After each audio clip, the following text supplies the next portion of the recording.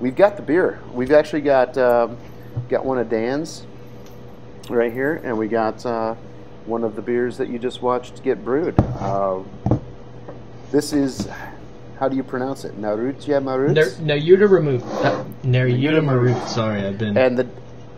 F it, let's pronounce it. F it, let's pronounce it. And what does that mean, Dan? If I remember correctly, it means big rain. Hold on. Here's what we're gonna do. I'm gonna Google that one right quick. It's basically monsoon.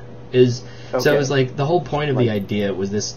It was just like this crazy lunchtime rainstorm, and I was thinking about something, and it was just like, oh man, like a monsoon, and I wanted curry, and it just like, I'm like, you know what, I should do a lager, and I should do like a curry lager, and this is like, I've been talking about this now for what, like over a year.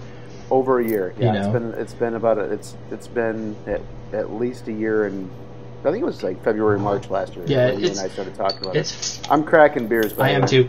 It's 4 versions old. Mine's got carb. Forgive me. I've only got 2 glasses in the whole apartment here, so this is going to be. I'm smelling under the table. So I get a lot more rice on mine than I get on yours. There's under the table. You have the long neck. Yours correct. I got a long neck of yours too. It hissed nicely. Yeah, I got carb on mine. I wish I had those glasses. Yeah, right. Oh, it's pouring nice, Dan. Pretty similar pour on both of them. Maybe not. Filled to the height of rudeness, as Elder would say. Oh yeah, yours is screaming jasmine. It does. It should scream a little bit more rice, I think. Yeah. So I think you're doing something a little bit different in your when you do your rice, when you cook it. I wasn't there for the whole process when Elder was doing the rice. I was out doing maintaining the boil. Did Elder bring it up to boil? Yeah. And then, but I don't know how long he kept it. That's the only other that's the question that I have. Like, you bring it up to boil and then hold it at boil for 15 minutes. Yeah, I don't think you did that. And then you dump it in, and then that's like basically like a step, right, within the mash. Yeah.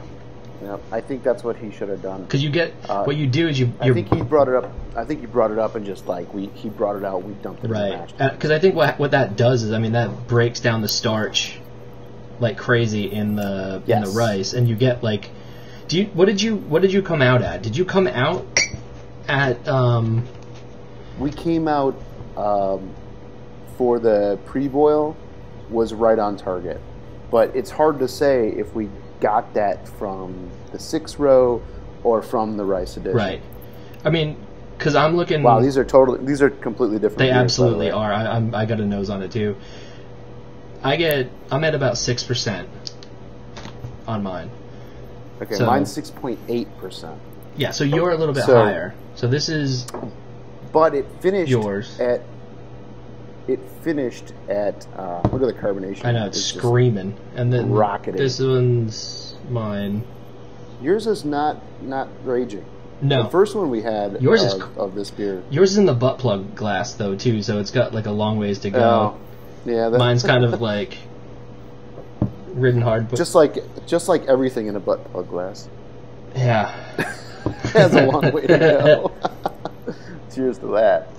Well, let's dive in. Which one are you going for? Yours, of course. Under the table. Yours, of course. This thing has got huge coconut. Yeah, massive coconut on the nose. But then when you drink it, you get, like for me, the rice hits you. Like the coconut is like the first thing out of the gate. And then the rice, and then the sweetness, and then the other flavors kind of come in and work their way through in layers, It absolutely layers. Yeah. This beer is fucking wicked. I gotta hand it to you, man. Cheers, man. Yeah, like that kaffir lime, like midway through, is so distinct. Like it's absolutely like you absolutely cannot mistake that flavor. And until you've smelled it, and until you've had it, you can't, like, you don't know, you're not going to know what it is, but it's so distinct. Yeah, you know what I mean? You and like, it's... Yeah, absolutely. You and I have talked about this beer before. Well, a lot. One thing I know that you and I have discussed is, to me, different beer. It's like a Sprite soda with coconut. Yeah. And some black pepper or something, you know, some kind of spicy component. But when all that stuff went in at that, you know, 5-minute edition, all the kaffir lime and the lemongrass and the coriander and all that, it was like, it just went straight soda, like 7-Up, Sprite, whatever you wanted. It was crazy lemon lime, and it was probably the coolest like kettle experience for me in all my brewing days, and that blew me away.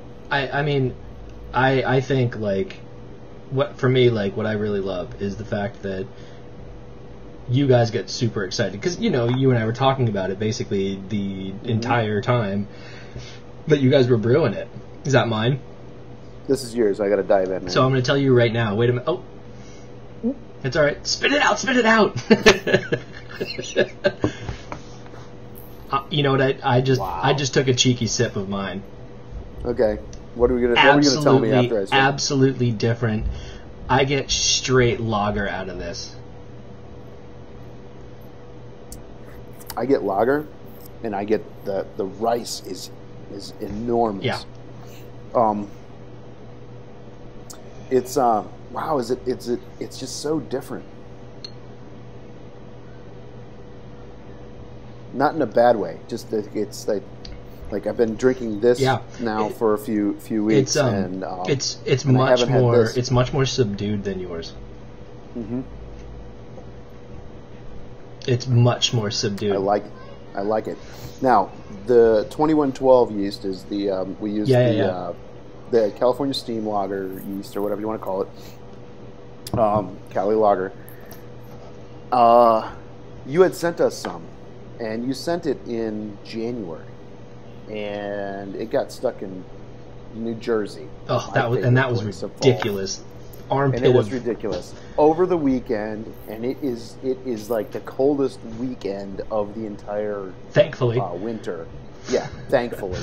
But I think the problem was, I mean, this is our concern, was that the yeast actually froze because there was a beer in that shipment. Right. One of these, in fact. Right. And it actually exploded, froze, and shattered in the box. Actually, with that yeast. You had a couple beers in that box that didn't make it. Yeah. The yeast, I'm surprised, was the only one that did. Yeah. So, it was kind of a heartbreaker, but we ended up doing a starter with that yeast that you sent, and it was questionable. Yeah. Like, it started to go, and we weren't really sure. We did save it. We ended up getting a new pack, thanks to Dan. Hooked me up. Thanks, brother. No worries, man. And so that is the yeast that we ended up putting into this beer. The one that was shipped, that we did the starter with, that we weren't sure about, we actually hung on to. We still have it, and we are going to do a brew with it, but we just didn't want it to be this beer, because with all of the effort that led up into this beer, there was no way I was going to pitch anything questionable into it. And the beer and the yeast that we put into it raged. It was a beautiful starter. It took off within like 3 hours, and it made loads. It made a beast of a beer. It absolutely made a beast of a beer. And you know what? I'm thinking now. Because this is the first time that I've had mine now in. Well, you brewed this when? Shit, I don't know. December? Well before I was able to. I sent you ingredients from batch 3. Sent you yeast from the batch that's in my glass from mine, right? A washed. No, I sent you a washed version. You sent me the washed yeast from this one. Right. The ingredients you sent from batch 2. Yeah, that's what I mean. So Yeah, I thought you said 3. No, sorry, 2 or 3. Previous batch. Yep. I sent you the yeast from this batch, which is the one that got stuck in New Jersey. So I had time to ferment it, carb it, wash it. So yeah, I don't know. I'd have to go back on I could go back and look, through videos and say when this was. But regardless, and I think one of the things that I was toying with at the time was the 60-minute drop, because I was afraid of bitterness, right? Yes. Because I think in between the 2 batches, I had found that, between all 4 of the batches, I should say, but between batch 1 and batch this, I was afraid of the 60-minute drop because we were using that super alpha. Yeah. And it got. We were doing a ½ ounce. It started as an ounce and it dropped every batch. Yeah. To get rid of that bitterness. We used the quarter ounce drop. And a quarter ounce was exactly right. But I think what was happening is I was afraid of ingredients. And I wasn't afraid of ingredients when I was talking to you about what to put in, if that makes sense. Like, I'd had time to brew this, sit on it, ruminate, and then give you the recipe. Yeah. By the time we brewed it, we were dialed in. Right. This had basically...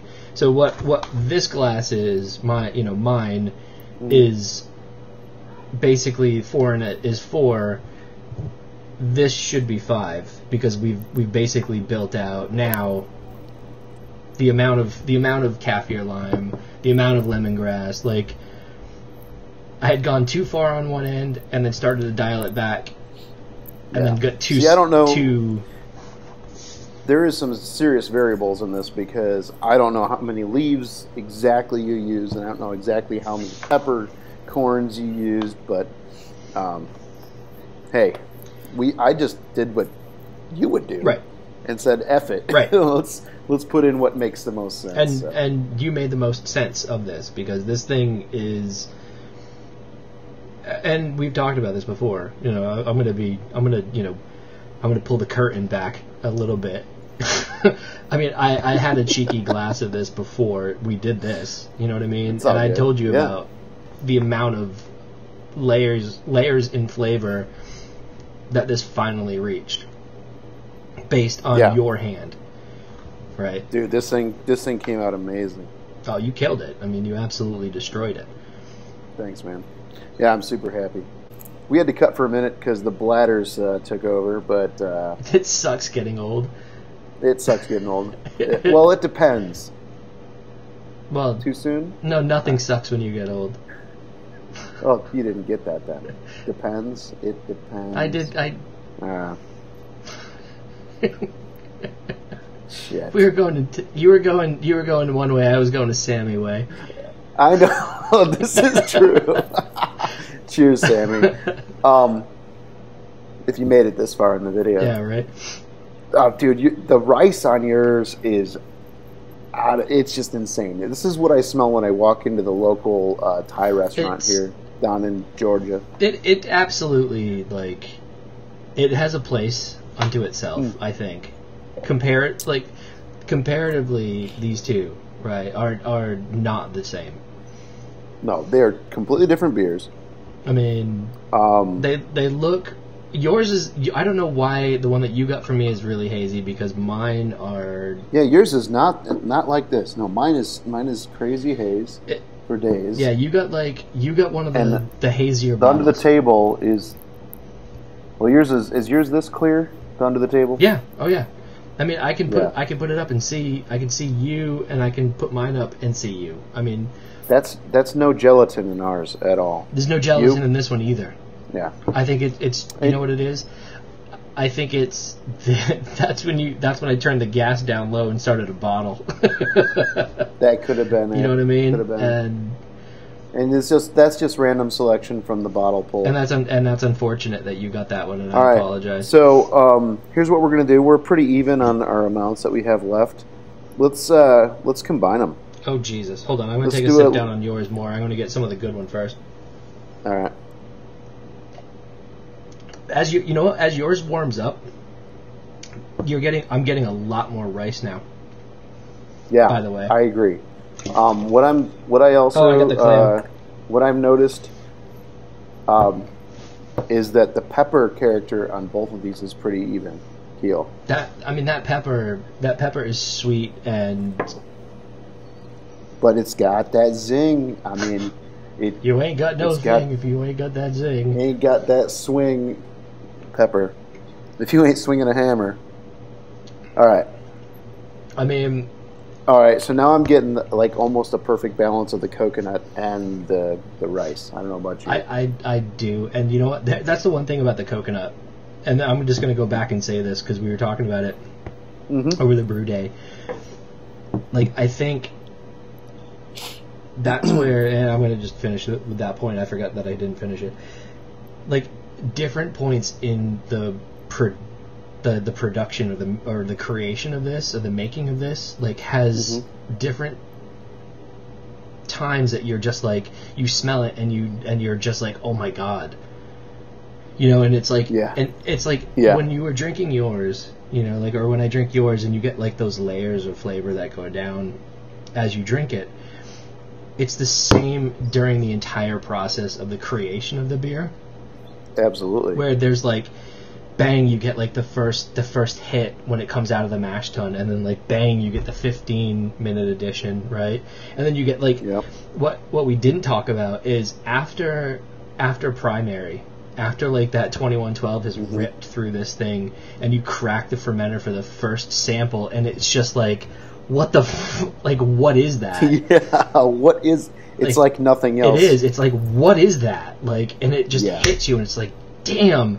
And then it's like the addition of the coconut, and then it's like the first pull after secondary with that coconut. It's just like it bounces, it layers every single time. I was gonna say even to break down from where you are, what you're saying is like when you tear that kaffir lime, and when you smash the lemongrass, and when you crack that pepper, you actually. I mean, these things in the coriander. Shit, the coriander. It's a tactile beer. If anyone's brewed with coriander and you've mortar and pistoled that thing or put it in a grinder like we did, I mean, that aroma is just wow. Right. It's like when you're cooking with fresh basil, you know. Right. And you throw it in, it's just like whoo, and the kitchen explodes. You don't even have to throw it into anything. Just buying it and bringing it into the house. You know, or like, fresh, how awesome dinner is going to be when you've had when you've brought basil into the house. You know, like to use that one night. Yes. I think that's that experience, and you know, thank you for appreciating the fact that that's kind of the intent. Always has been and always is with anything that I brew, right? Yeah. Well, this is a brewer's beer. This is a. Like if I think that being a brewer, anyone who made this would have a greater appreciation for it. You know, even if they didn't necessarily have a fondness for Thai food, you know, just the experience of brewing it. This beer. You know, it's sensory exploration, right? It's sensory exploration. Perfect way to say it. And that's the thing, and that is it right there. That's fuck it, let's brew it. You know what I mean? Like, smell it, taste it, eat it before you brew with it.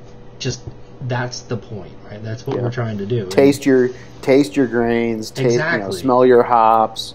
You know, taste your ingredients and understand your ingredients before you use them, and that's why I love the fact that you and Elder just like 100% embraced the idea of making something as fucking crazy as this is, right?